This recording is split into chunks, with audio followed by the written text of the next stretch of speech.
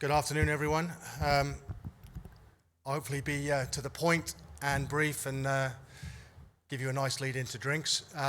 So I'm Simon Wensley, the CEO of Metro Mining. We're a bit of a rarity on the agenda these couple of days. Actual producer, assets on the ground, boots on the ground, producing a product and actual revenue and cash flow positive. So look, if you could bear with me for the next few slides, I'll tell you what we've been doing.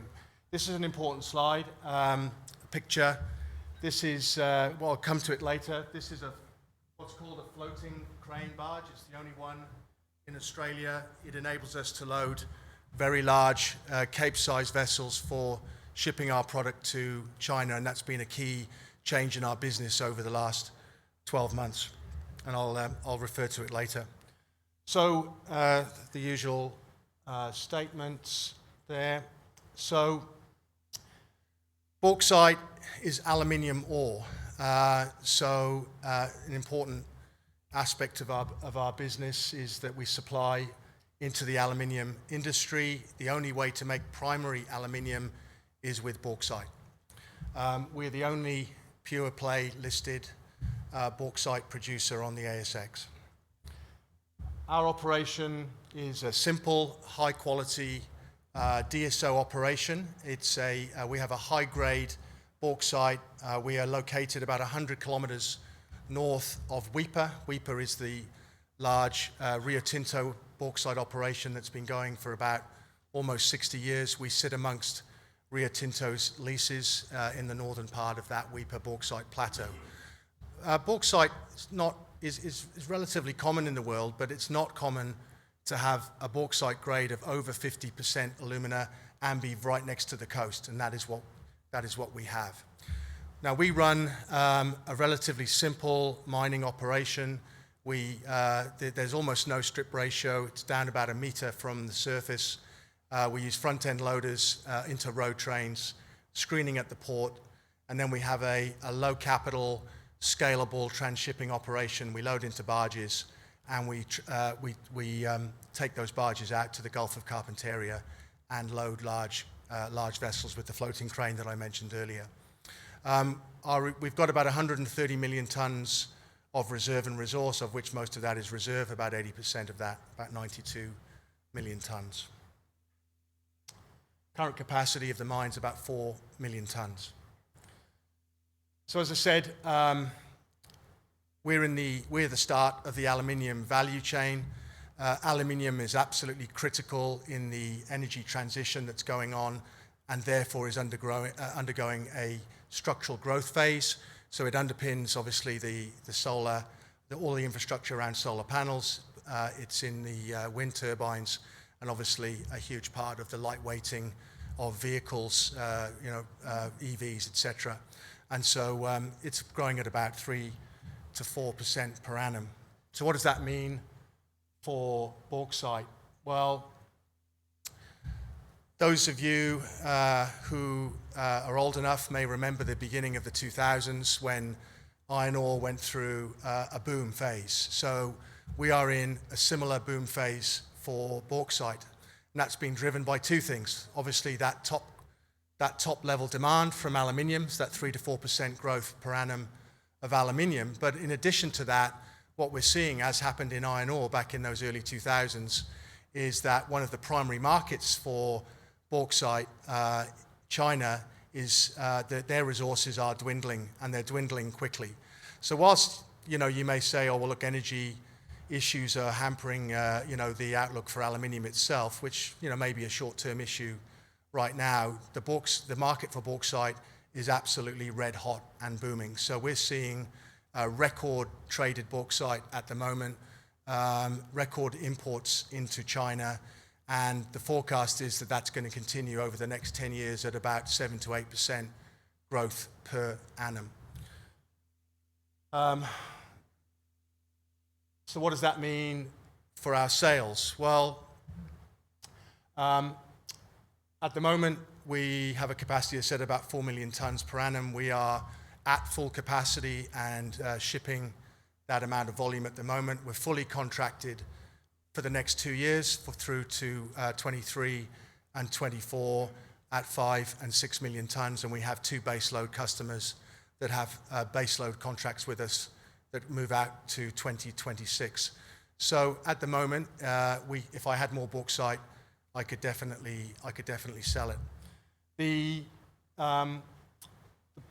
other aspect of it, obviously, COVID hit our industry as much as it did some others, and you can see the price chart. On the right-hand side there, but you can see also that it's rapidly recovering. So the demand for bauxite is driving a price recovery, and prices are now at or higher than they were pre-COVID. Now that takes some time to flow through contracts. We don't have a liquid bauxite index, but over the next few quarters and through to next year, these prices will flow through to all of our bauxite contracts. The other aspect, which has happened in nickel, Indonesia has said that Indonesia is the 3rd most important bauxite exporter or traded bauxite player. They're going to cease bauxite exports in 2023 to be able to try to convince people to process onshore and retain those resources for the Indonesians. Okay, so what have we been doing at the operation? So we've talked a bit about offtake security. That's a tick. The floating crane, just talked about that. That's enabled us to switch all of our customers away from small 60,000-ton vessels into 180,000-ton Cape-size vessels. That's also importantly allowed us to enter the most liquid freight market in the world, the Cape-size freight market, and there we've been able to forward contract or effectively hedge our freight contracts for the next 3 years. So that's the time charter rate and the fuel bunker rate is hedged for about 90% of our open freight. So the risk of the freight market rising again substantially, which it almost certainly will, or certainly be volatile, will not affect Metro in the future. We're also switching one customer to a proportion of FOB sales, so again, removing that freight risk. We've raised some money in the market over the last 14 months, and some of that money has gone into the floating crane, but also gone into the additional truck capacity. It's also gone into screen and conveyor upgrades, and it's also gone into sort of a productivity program across the site. So we've certainly been trying to offset some of the inflationary pressures that are on all of our businesses today. So we've returned to cash flow positive this year. So we have a strong revenue line. We've returned to cash flow positive, and you can see there that the floating crane has been ramping up positively throughout the year on the top right-hand chart. The other thing we spent a little bit of money on is identifying some organic value growth options. So we've been looking at a beneficiation option, and we've also been reviewing our kaolin resources that we could possibly bring back to market now that we've got the bulk mining chain in place for the bauxite. The growing market for bauxite obviously means that we have an opportunity. We have approved, we've done a DFS, and the board have approved an expansion from our current 4 million tons to 7 million tons, about 75%. That is mainly about utilizing latent capacity in our operation. It is a very high value expansion. The 6 million ton per annum DFS will give us still a 15+ year mine life. As I said, we've got the sales contracted for that ramp up in the next 2 years, and we also will have some additional spot sale opportunities should the price and the freight market be in accordance with that opportunity. The economics are truly outstanding. An IRR of 78% on a capital of about $28 million, and that's an incremental NPV over and above the existing business of $250 million, which when you think of our current market cap of 75, that gives you some sense of that upside.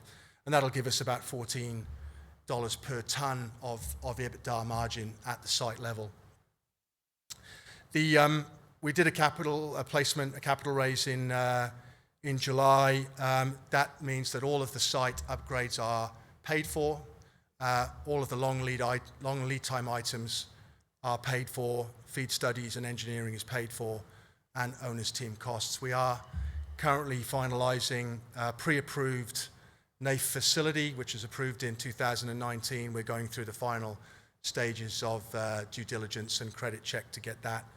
And that money will go towards a second floating crane of the type which you saw earlier. You can see the two cranes loading a large vessel down on the right-hand side. So that's what the vision is for the future. Importantly, in a bulk commodity, what does that mean? I'm afraid it's cost, and that expansion will take us from the border of first quartile and second quartile down to the very bottom of the delivered cost curve into China. So that's all of our site costs plus the freight to deliver into China. So that puts us in a very strong position to weather any future cyclical pressures on the company. So what about execution? There's been a revitalization of the Metro board with the addition of a couple of new members to that board and indeed a whole new management team at Metro over the last 14 months.